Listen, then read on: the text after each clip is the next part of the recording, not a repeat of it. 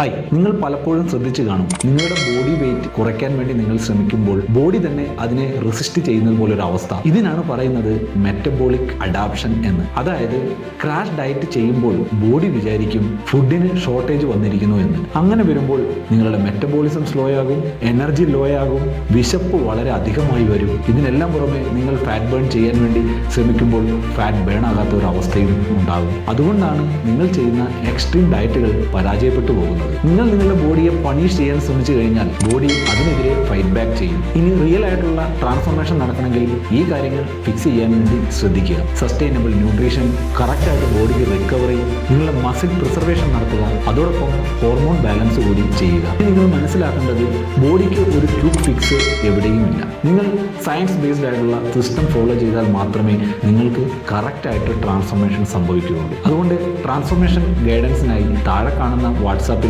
Message ചെയ്യാൻ മടിക്കേണ്ട. അതോടൊപ്പം ഈ ചാനൽ ഫോളോ ചെയ്യാൻ ശ്രദ്ധിക്കുമല്ലോ. താങ്ക്